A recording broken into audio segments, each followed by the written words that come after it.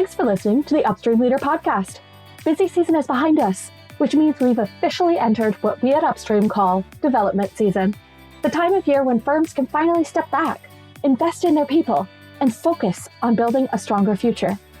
One of the best ways to do that is through Headwaters, Upstream Academy's premier leadership conference, designed for accounting firm leaders who want to think bigger, lead better, and connect with peers who are shaping the future of the profession. With inspiring speakers, practical insights, and meaningful conversations, Headwaters is built to help your firm move forward with purpose. And this year is especially exciting as we celebrate the 25th anniversary of the Headwaters Leadership Conference, marking 25 years of leadership, innovation, and impact across the profession. If your firm is ready to focus on growth beyond busy season, now's the time. Visit upstreamacademy.com to learn more and register.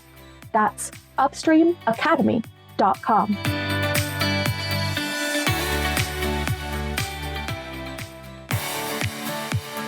Maximize your accounting career by becoming high yield and low maintenance with the Upstream Leader podcast. Your passport to improved knowledge, skills, and career potential. Stay tuned for insights, expertise, and thought-provoking discussion. And now, here's your host, Jeremy Clopton. Hello, everyone, and welcome to the Upstream Leader. My name's Jeremy Clopton. Glad to have you with us for today's episode. We're going to talk to another individual that has what I'm going to consider to be a little bit of a unique journey to public accounting. As you all know, I really believe that people will be our differentiator and competitive advantage, and they're the thing that will always set us apart in our profession, no matter how much technology we have. And that means we probably need some folks that are not accountants to really help us become great advisors. So for that conversation today, I have with me John Taylor, a consulting specialist at Elliott, Robinson & Company. John, great to have you. Thanks for having me. So we're going to jump into this, and I've known John since I was in college. He was a professor at the university that I was at, and also one of our Students in Free Enterprise Fellows that was leading the organization. I don't know, John, that I ever expected our paths to cross in public accounting because at the time you were a professor of German at the university. So before we get into the journey from German professor to public accounting, I'd love to know, how did you become the leader that you are today? Well, since I was a college professor, I think I would start by even I'd probably beg that question. I'm not sure that I would necessarily characterize myself as a leader. What I have tried to do, I guess, through my career is lead by some kind of example. That has usually taken the form of trying to see what was missing in what I was doing, and then trying to do what I needed to do in order to fill that gap. So, as you said, I started in a very different field from the one that I'm in today. And a lot of times the move from one thing to the next was a little bit about moving towards a new opportunity just for the sake of seeing what that new opportunity might bring. But to another extent, it was always about kind of like just seeing what was out there, seeing what there was to learn, even if it wasn't necessarily a gap that I had identified up to that point, kind of seeing in the opportunity to do something different, also the opportunity to just fill a knowledge gap. So, fundamentally, I'm a teacher. Fundamentally, I like to learn. I like to spend time kind of learning a lot of different things. Sometimes it drives my wife a little bonkers. But, where I think I lead, to the extent that I do anything like that at all, is in that area. I'm not a big kind of out there in front of the group kind of leader. I'm not the kind of person who likes to spend a lot of time, coming up with big, broad leadership theories or even trying to live by them. I kind of just like to, on a day-to-day basis, make incremental progress towards, a more kind of holistically fulfilling career by either identifying gaps or having gaps identified for me and then doing what I can to fill those in the hopes that other people who may, be kind of looking for something that they want to do might find at least some method behind that, or for people who find themselves really specialized in what they do and maybe a little constrained by it, the opportunity to, not just maybe do just exactly the same thing for your entire career, and to, from time to time, maybe take a risk, just to see what's out there. I would definitely say that curiosity of what's out there, that desire to learn, is I think back through what I know of where you've been. Of course, I don't always know the why behind it, but that curiosity makes a lot of sense. If I recall correctly, you made the jump from German to the realm of entrepreneurialism. If I recall correctly, it was somewhat based on a trip to Germany by the Students in Free Enterprise team at the university. Is that correct? If I recall, you went with us, and that was kind of the first introduction that I had to you. Did that spark the curiosity a little bit more, or was the curiosity into the business and entrepreneurial realm already sparked? It wasn't sparked at all. My brother was the accounting major. I had always kind of steered clear of that area. So the idea that I might want to get into business had never really played much of a role. The way it started is exactly as you're describing it. The Students in Free Enterprise team at Drury had won the national championship that year. They had the opportunity to go to Germany in the fall, and one of the advisors, Robert Wyatt, needed to have somebody, or at least he felt he needed to have somebody who was there with the team who spoke German in case something came up. Didn't even have any particular concerns, I don't think. I think he just felt that it would be good to have somebody who spoke German. Sure. So I went with them. I had a chance to spend some time with the team, spend some time with the two advisors, Robert and Charles Taylor. And when we got back, I kind of figured that was about it. I told Robert, let me know if there's anything else I can do. He kind of smiled and said, yep, we'll let you know. And about 2 weeks later, he was emailing, giving me a call, asking me to come over, and said, that everybody on the team really seemed to like you. That's 80% of what faculty advisors do. It's not for their subject matter knowledge or anything like that. It's for their ability to interact with the students. And, we kind of talked among ourselves about how unusual it might be to have a German professor be a faculty advisor for the team. But, if you're interested, we're interested, and kind of sent the invite. And so I joined the team. And from there, that's kind of how things started moving forward from there. So I was enjoying teaching German. There was a part of me that was beginning to realize that doing that year after year was going to be that was going to look a certain way. Mm-hmm. It wasn't an unattractive career, but it also wasn't, one that had a lot of scope to it. Sure. So over time, the opportunity presented itself to work a little bit more in a formal kind of professional capacity over at the business school. I took that, worked a little bit as the MBA director, spent some time as the director of the Entrepreneurship Center, got my MBA, then kind of moved over formally to the business school as I don't want to say a business school professor so much as somebody who was at that point able to teach a couple of management courses, course in entrepreneurship. Yeah. Then kind of formally moved from German to the business school. And that's kind of how things began to take shape in the field of business. Well, and I mean, as you said, it sounds like your love of learning and your natural curiosity to see what else is out there, what other opportunities, just played such a key role in making that a possibility. And I love that because so often in public accounting, we talk so much about you need to become an expert, you need to become a specialist. And I know there's a lot of individuals that have a fear of that they're almost going to be pigeonholed into, I can only do this one thing. And I remember in my career, when I got into data analytics, my managing partner saying, are you sure you want to be the tech guy? Now, this was, of course, before technology was what it is today. So there was still a question of, will analytics and technology and all of that actually be a thing you can base a career on? Several years later, obviously, we look back and would laugh at something like that. But at the time, you don't know. Mm-hmm. But it was that willingness to become an expert, but also have curiosity that led me to where I am. It sounds like you had a similar path. I'm going to become an expert. I mean, you don't get a PhD in German linguistics without desiring to become an expert in a given area. But then you had the curiosity to say, yeah, but there's a lot of other things out here that could be really amazing to do. Mm-hmm. And then you talked about finding something that was fulfilling and holistic.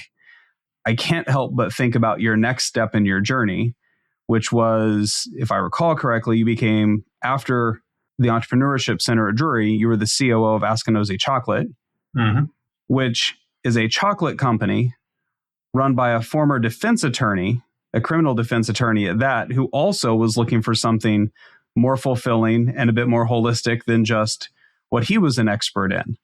I'd love to know how that experience over the 8 or so years that you were there, how that shaped you into, how you think about business, how you lead, how you kept that curiosity, because I would imagine that was a big jump as well, from leading an entrepreneurship center at a university to being the chief operating officer for a chocolate company.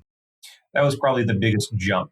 I was 42 at the time, and Sean had reached out to me to see if I wanted to be the next COO, and my wife and I talked about it a good deal and ultimately decided that, when you're 42 years old, you're still young enough to make a huge career error and probably still recover, but hopefully old enough that you've got the experience at least to get off to a good start at it and not to think that you know everything that there is to know about a job like that. The idea behind it, if I were to be brutally honest with myself about it, was that I had come to recognize a degree of imposter syndrome as a business school faculty. But I don't know that other business school faculty feel as strongly as I felt. When you're a German professor, it's kind of easy, you're an imposter. There's no Sure. doubt about it. If you're an American who's learned German and goes to Germany, you know that you're an imposter and it's okay. People are willing to work with you and it's fine. The stakes aren't particularly high. Sure. When you're a business school professor who has nothing more than an MBA and a couple of part-time jobs back in high school and college to work with, the idea that you're now in a position to talk about a lot of stuff that you're also teaching to an extent is kind of silly. And so the opportunity to kind of get away from higher ed and to just step out of it all, step away from the theory and the textbook and the, kind of here's how you do these things, and into the world where, okay, well, if you think that's how you do it, then go on out there and do it. See if you can pull it off. See if you can take the management theory, see if you can take the accounting, see if you can take everything that you've learned. That's all kind of theoretically sound in the confines of a classroom, and do it. See if you can actually do it. It's a little like reading 20 books on parenting and then, okay, now do it. See if you can actually pull that off.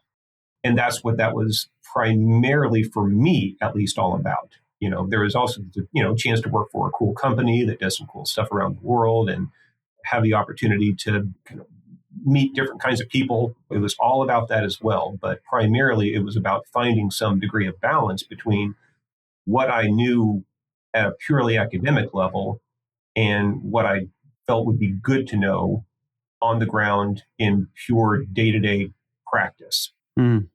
So you essentially said, I'm feeling imposter syndrome. Let's just go do it so that feeling goes away. Either so the feeling goes away or so that I know that it wasn't imposter syndrome. In other words, maybe I come back to all this teaching it in exactly the same way, and maybe, it suddenly makes all the sense in the world. And the practical experience is one that matches perfectly up to everything that I had read. And now I'm not an imposter. I can say that what you're going to read in this textbook is actually true, or what you're going to read in this textbook is actually, you're going to live it yourself. So you better read carefully. Yeah. Just confirmation, or, some chance to see whether there's some ways that people do things out there that are different and maybe not altogether for bad reason. Sure. And you had, I would expect, at least the founder of Askinosie Chocolate had what I would consider to be perhaps a similar journey to that industry that you did, in the fact that the background had nothing to do with manufacturing or food or retail or anything like that. How did that help you either learn more, or did you find that there was just everyone there was more curious about how to approach things? Was it as textbook as you expected, or did the fact that multiple people that came into that organization with such varied backgrounds, did that actually provide more of a learning lab through the business? That's a good question. I think everybody who ended up coming to the company, whether they were coming in from a part-time job and just looking to work at the factory, or coming from some degree program around town and having more of an office job, or working with Sean, you can't just drop what you've done in the past and kind of just start absorbing the way things are done as if the past never happened. So Sean was a lawyer. It would be fair to say that once you've been a lawyer, it's a little hard to kind of stop being a lawyer. I was an academic. It would be fair to say that once you've kind of thought about things in the way that an academic thinks, it's hard to stop thinking like an academic. That was the case for all of us as we came in. We brought a lot of those different backgrounds to bear in what we did, and I think we learned a lot about one another's fields, one another's backgrounds, in kind of working through different issues. What I learned in the process, especially in working with Sean, is kind of the importance of, I don't want to say having a lawyer's mindset, because that's not really what he was about. He wasn't about, he wanted to quit law. He didn't want to be a lawyer anymore. So he didn't open a chocolate company so he could be the general counsel for a chocolate company. But, it's hard to describe it exactly in a short time like this, but there's a way of thinking kind of legally that also kind of intersects well with thinking strategically about things. It gave me a way of thinking about how a business as an entity exists in an environment in which it's competing against other companies that do the same thing. It's trying to establish itself in a market. It's working with and sometimes dealing with regulatory agencies or, different levels of government. So in other words, what the company is trying to accomplish is not trying to accomplish in a vacuum. It is constantly having to, manage its resources in a way that allows it to create a good product as efficiently as possible while meeting all regulatory legal requirements, and from time to time also defending itself from, outside forces that aren't necessarily trying to destroy it, but who also have their own priorities and their own reasons for being that don't all the time support what you're trying to do. Just trying to manage that entire company, which has its own internal dynamics, at the same time that you're trying to manage the company as its own unit, its own entity, in an external environment that has its own set of dynamics as well. So part of my job, not entirely, my job was more to kind of focus on the internal dynamics, but a lot of times the external world also kind of came knocking, and I found myself working with Sean and Lauren, his daughter, who chief of marketing, to also kind of manage okay, while we're dealing with this internal, set of issues, how are we also going to kind of manage what the external world is, kind of bearing down on us with here in a way that keeps the company first and foremost intact, and then secondly, successful in terms of how it's perceived by the people who buy the chocolate, as well as perceived, evaluated, eventually judged, I guess, to an extent, by entities that have a job to evaluate the company. Yeah, very interesting. So blending the academic, the legal, just the various perspectives and mindsets. Sounds like a fascinating place to be able to learn and challenge yourself. And someone like you who loves to learn, who's naturally curious, I'm sure that your curiosity was constantly piqued there. So we've made the journey from German professor, SIFE advisor, leading the entrepreneurship center at the university, COO of a global chocolate company. And then your curiosity says, let's give public accounting a shot. Help me with the transition there. What were you looking to fill? What was the curiosity? What led you to our wonderful profession? So if you take all of the all the internal and external forces and kind of limit the scope of all of that just to like accounting. Forget all the food safety stuff and everything else for a second, just the accounting. One thing that I incredibly enjoyed about the job was seeing how, this is going to sound kind of pedestrian, how the internal bookkeeping of a company is made to intersect with public accounting. So how the internal world of, you've got a company, it's got its systems, it relies on outside vendors for its sales, for its marketing, for its accounting, for its bookkeeping, for all of that. And that has to be built and designed to be some combination of as efficient, but also as accurate as it can be. So in other words, it's trying to strike a balance here. We're not going to be able to do things just exactly according to GAAP every single time. And sometimes it's going to be because the system doesn't allow us to do it that way. Kind of working in that field. And then, once a year, or not just once a year, but then like interacting with the accountant, especially when it came to, when around tax season, and kind of getting a lot of questions, fielding a lot of inquiries about like, what did you do here? What were you doing there? There's always questions about fixed assets at the end of the year and so on. Over time, there was kind of a kind of notion, I guess, began to bubble up every now and then that I would guess that I'm probably not the only person who is contending, I guess. I don't want to say fighting this battle, but contending with this reality that there's this kind of big, wide world of accountancy out there that is being taught probably pretty similarly to the way that I would teach it when I was back at Drury. And then there are all these other smaller worlds called companies out there who are kind of doing their best to manage their finances and manage their bookkeeping and accounting in a way that works for them as best as they can do it, given the resources that they have. And I sometimes, kind of struggled a little bit with some of the ways that we were managing our bookkeeping internally. And then sometimes there were ways that I, would sometimes get a little frustrated with, the way that would have to get put on the books for accounting reasons, at the level of GAAP. Sure. And over time, I thought, I wonder if other people are also kind of feeling that tension, trying to strike the best balance between the efficiency of getting it done, as quickly as possible versus the accuracy that GAAP requires. So when this job presented itself, it wasn't presented to me as, you're going to go back to the world quasi-academia and be there to support people in their accounting needs.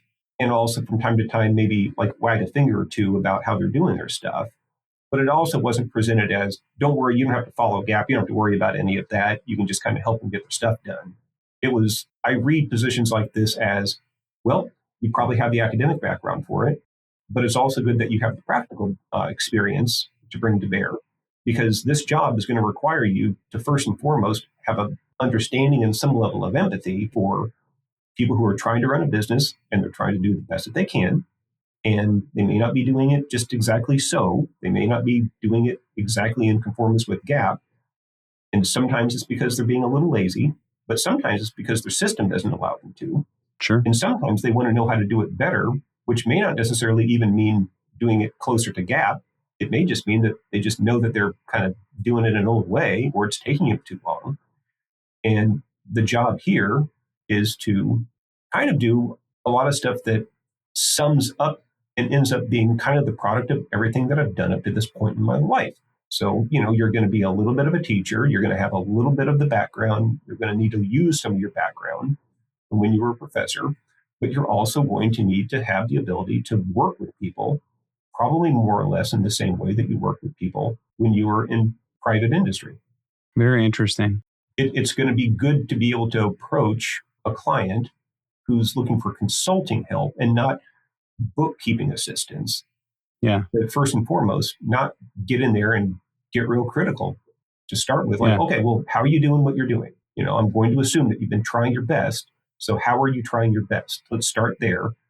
And then we'll kind of work from there to see if there's anything that we can do to get it more along the lines of what you're looking for.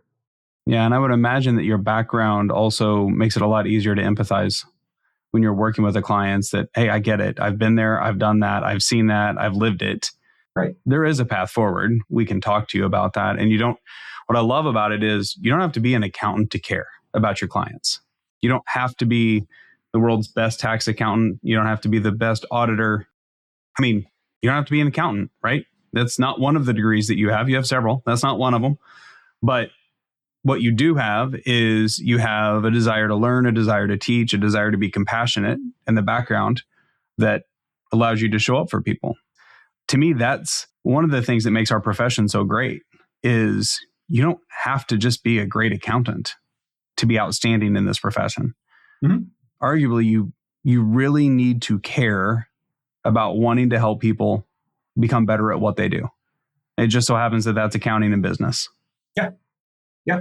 One thing that I've learned since I've gotten here is the extent to which somebody who does tax is doing tax for somebody for a range of reasons. Either, and it usually starts with like, I just really like tax. Mm-hmm. But there is usually some reason that basically amounts to, I'm trying to help this person, kind of lurking in the background. Yeah. Either because they are not taking advantage of, a deduction that they have every right to take, or, because they're potentially putting themselves in hot water and they want to get them out of the hot water before things get too hot. Even on the audit side, like my brother has been an auditor his entire life. And the one thing he never told me was that auditors kind of love it when they're doing an audit and the client treats it less as like the big annual test that they're taking. And can I pass and can I provide the documentation that I need, or else am I going to fail this audit? And more as something that legally it's not a consulting engagement, but to the extent that things are found that the auditor can point to and say, like, I'm not going to sit here and tell you exactly how to do it. Right. And I know this is potentially going to come off as like you're doing it wrong, but here are some areas in which you could, substantially improve. And if you do, it's not just that you get a better score in the test next year, it's that you're probably feeling a little bit better about your accounting before we even show up next year. And, so I have not met an auditor here who enjoys going out and just telling people how they're doing all their stuff wrong. Right. The auditors I know here are the ones who sincerely like to identify areas where the companies and the clients that they're working with could do things better. Yeah. And you don't have to have a degree to care. No. You genuinely have to want to help people. And that's where I believe, and why I wanted to explore your journey on the show here is you can have a wide variety of background and you can still have a great career in this profession, because if you can come in with curiosity, a desire to learn, some experience to build it on, and an outside perspective that challenges people to help them get better, there is so much opportunity in this profession for that. Over our last few minutes here, I have one more question. So let's fast forward 15 or 20 years. What has your curiosity then? How will you know you were successful as you go through the next 15 to 20 years of your career in following your curiosity and becoming the individual you want to become? That's a good question. I suspect it ends up going a little bit like this. I know that there are a lot of things that I still don't know. Like I've got 2 kids right now who are in or getting ready to start college, and they're majoring in areas that I'll never have anything close to the level of knowledge that they have in. But I think knowing that I've gotten to the point where I know that there's a lot that I still don't know, but that's okay, because where I've landed has been part of a process that never felt too static would be enough to represent some level of success in a career. I've never really been one to have like a big master plan about things. So I'm not the kind of person who, like when I was 18 to 22, who gave a lot of thought about like exactly what is like the set of goals, what are the markers, and what's the, kind of the master plan for the career. It was built more around, like I'm going to do things that I enjoy doing. If there's an opportunity that presents itself to kind of expand some horizons or learn some new things or expand the scope of what I do, that makes sense and wouldn't ruin the career or ruin my livelihood, then I'm probably going to take it. As long as I never pass on that kind of an opportunity, then I think that would be the mark of success, because it's less about getting to a specific point in the career than it is about knowing that the point that you got to was reached and being kind of consistent and holding true to the same process throughout. Very good. Which may mean that this job is the one that takes me all the way through to retirement.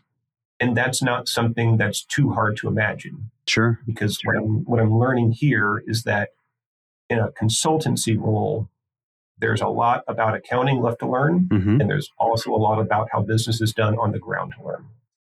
Something kind of intriguing about that. Very good. John, I really appreciate that. As our listeners are thinking about your journey and maybe exploring theirs, any resources, books, podcasts, TED Talks, anything that comes to mind that you think, you know what, this is something everyone should read regardless of what they're doing in life? The one book that helps me to process that I was just describing, like, should I take this next step? Should I be considering a move? Should I be kind of thinking through not just how to do management, but also how to manage your personal affairs, your career as you move forward? There is a book whose author I can't remember, unfortunately, but it had to do with thinking hats, the 5 thinking hats. It's a way to kind of force your mind into, a mode in which it kind of disciplines itself to ask, what's the best thing that could happen here? What's the worst thing that could happen here? What are the facts on the ground? What's my gut telling me? And so on. Got it. And it kind of allows you to process, decision making when you don't have a specified goal in mind for, what you want to do and how you want to get there, that I have found useful. I think everybody has kind of a default way of thinking about things. They either kind of think out of their gut, or they are kind of an optimist about things, or they tend to be too pessimistic about things. And when you're making managerial decisions or you're making life decisions, it's good to kind of force yourself out of like your default way of thinking about a decision, and to be a little bit more balanced about that. So, to avoid the mistake of the optimist or the mistake of the pessimist. Yeah. I think I have found that maybe 6 Thinking Hats by Edward de Bono. Yes. De Bono, maybe. That's it. As I recall, hat number 6 isn't necessarily a way of thinking. It's kind of like the way of thinking about the 5 hats. Okay. Very good. So we'll put a link to that in the show notes. And if folks are just interested in learning more about talking with somebody as interesting as yourself, how can they get a hold of you? I'm here at Elliott Robinson at jtaylor@ercpa.com. Awesome. John, thank you so much for joining us on the show today. I really appreciate the conversation and look forward to talking again soon. You too, Jeremy. Thanks for having me.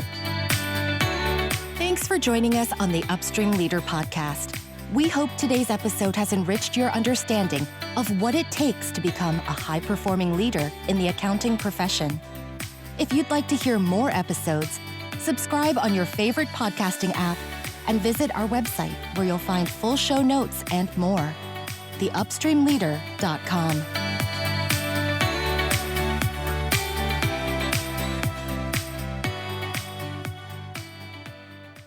professionalproductions.net